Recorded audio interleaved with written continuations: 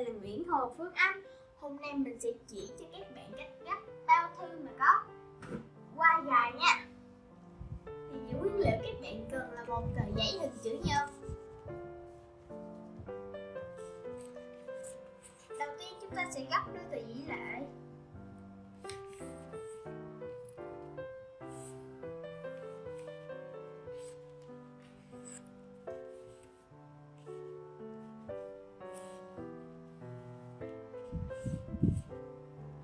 Mình lấy một tờ giấy ở phần trên này,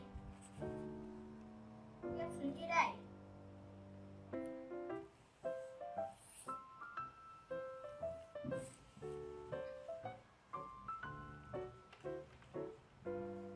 Và lấy ở dưới, gấp lên.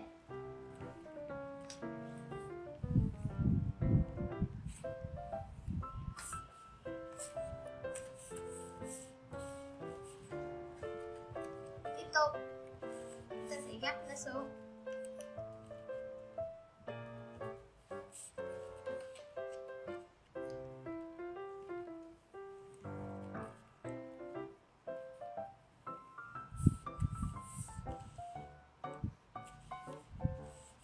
Tiếp theo chúng ta sẽ dùng cái góc bên này rồi gấp nó vào.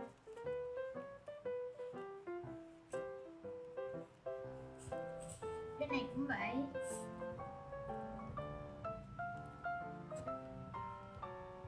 Ta sẽ gấp nó vào.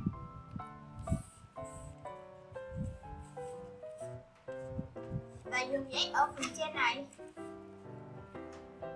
gấp như này, gấp xuống.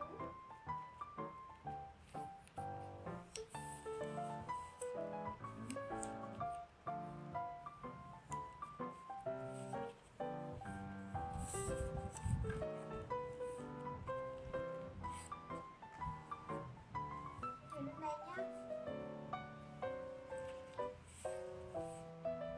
Bây giờ chúng ta sẽ mở nó ra và để phần này lên, lấy phần bên ngoài rồi cắt từ giữa.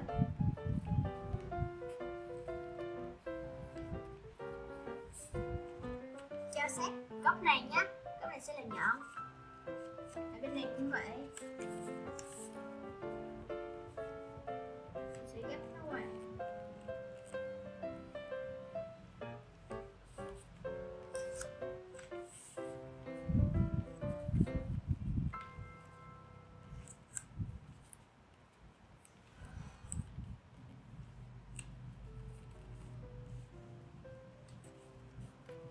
Mở hai bên này ra và để phần giấy này lại.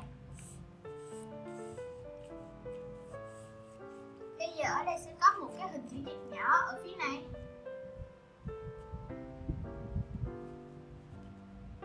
Và chúng ta sẽ để sát góc ở đây. Đó. Và gấp nó xuống.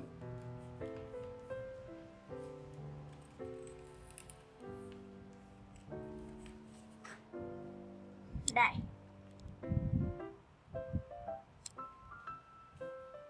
Ở đây sẽ có một cái hình vuông, có hình vuông nhỏ đây,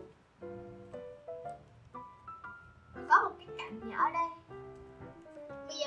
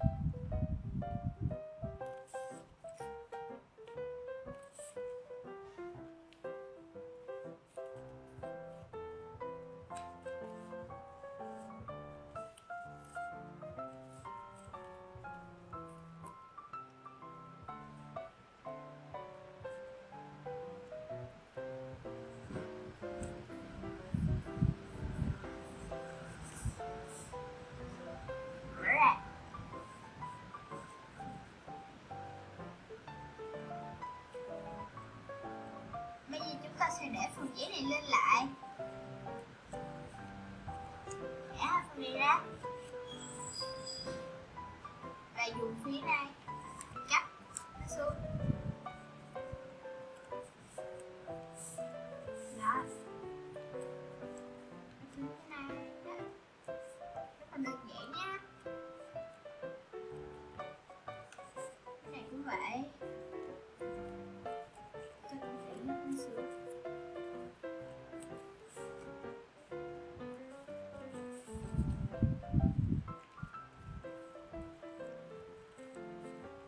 Rồi để phần giấy này xuống.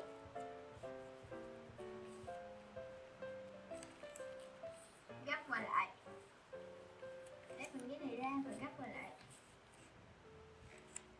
Đây.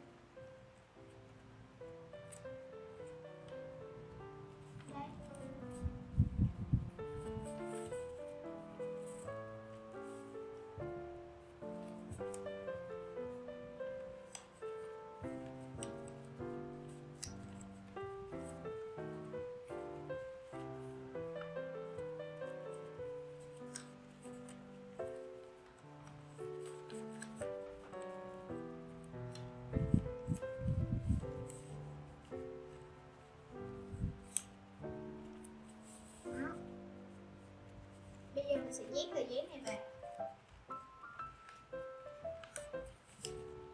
Dán nó vào bên trong.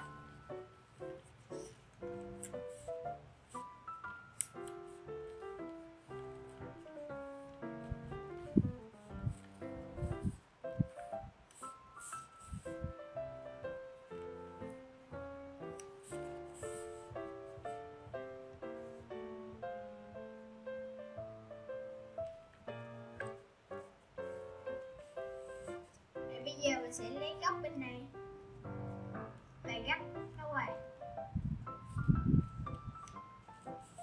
Bên này cũng vậy.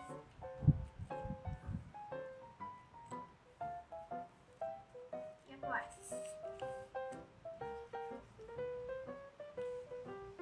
Mở nó lên. Và ở đây có một nếp giấy ở đây. Chúng ta sẽ viết nó vào.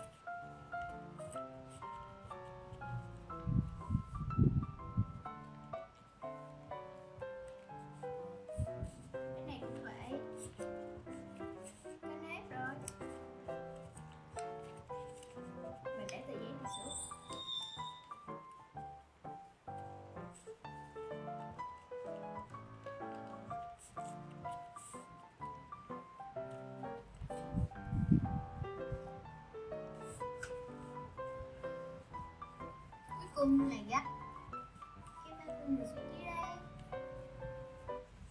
và gài nó vào trong.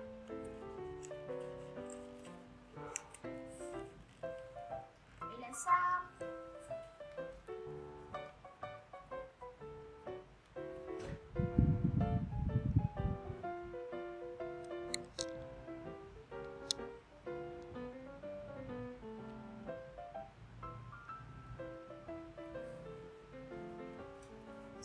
Cảm ơn các bạn đã xem video của mình. Đừng